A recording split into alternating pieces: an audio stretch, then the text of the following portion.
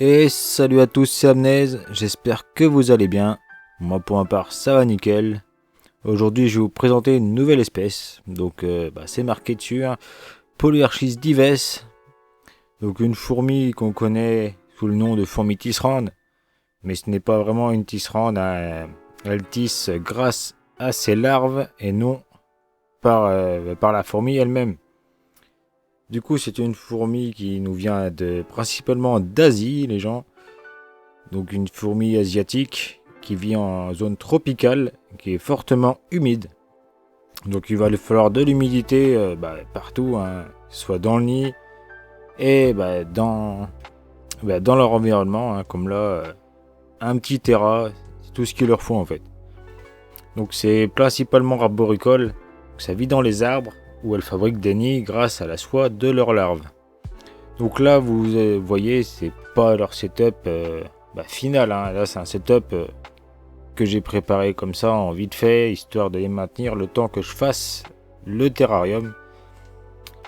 Et pour l'instant ça leur convient, hein.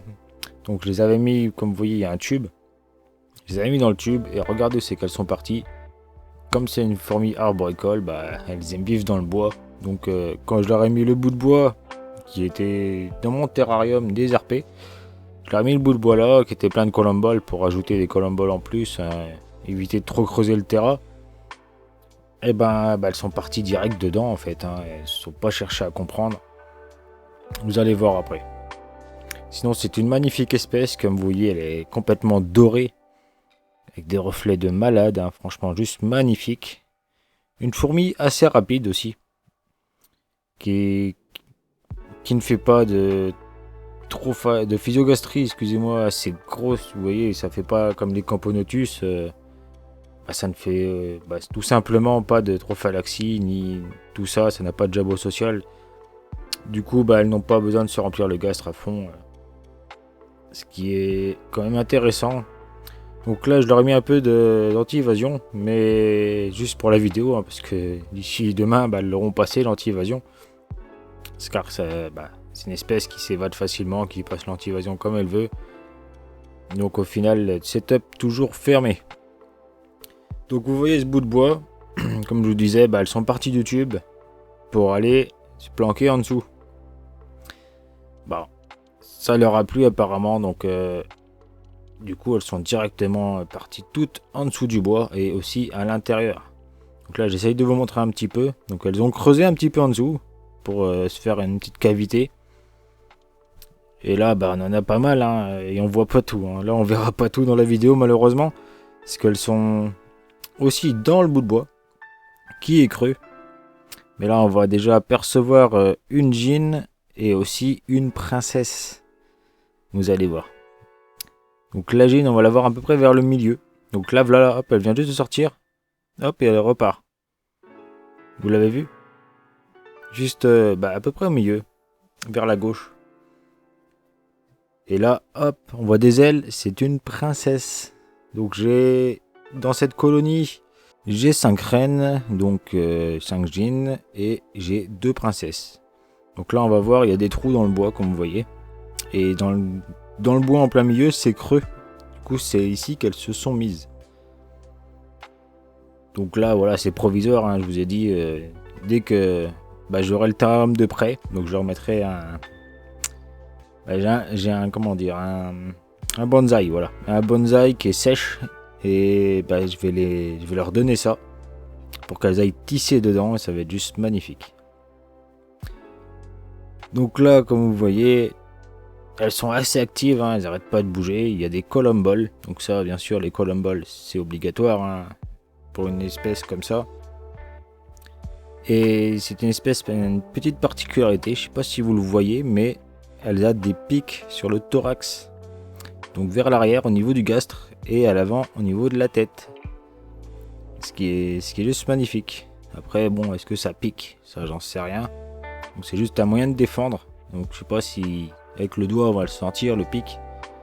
Mais dans la nature, ça aide à se défendre. Donc là, juste magnifique espèce, comme on peut voir. Peau reflet bien doré pailleté. Et le gastre tout en or, hein. Franchement, c'est juste magnifique. Donc excusez-moi, là j'ai tremblé un petit peu à ce passage là, mais bon, ce n'est pas grave.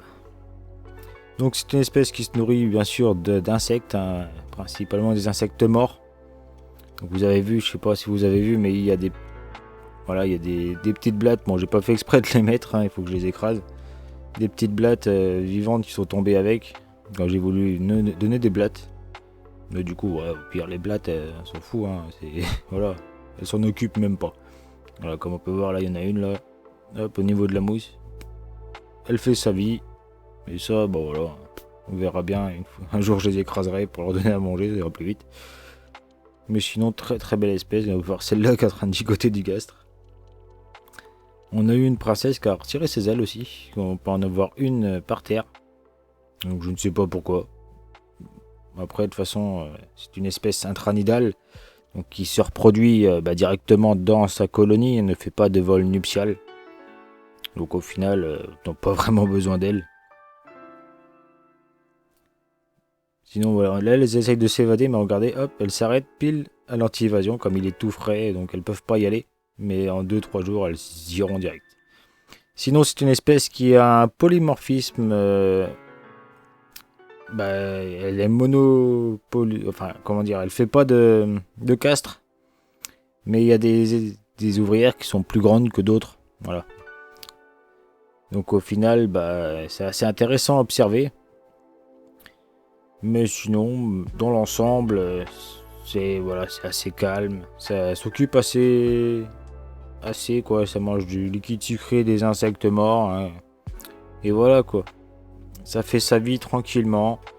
Et dès que je vais pouvoir leur donner un peu de quoi tisser.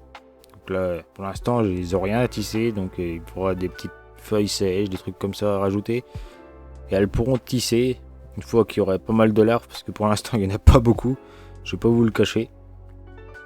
Mais il y en a quand même quelques-unes. Mais c'est pas assez encore. Après, voilà, c'est une espèce que j'ai reçue comme ça. Gratuitement. Je n'ai même pas demandé. Et au final, c'est super sympa. Donc voilà pourquoi j'ai pas eu le temps aussi de préparer le setup. Voilà, en tout cas, j'espère que cette petite vidéo vous aura plu, les amis. Si c'est le cas, comme d'habitude, n'hésitez pas à lâcher le petit pouce bleu. Et bien sûr, à vous abonner à la chaîne, hein, si ce n'est pas déjà fait, avec la cloche des notifications pour ne rater aucune des nouvelles vidéos. Allez les amis, on se laisse là-dessus. C'était Amnez. Ciao, ciao.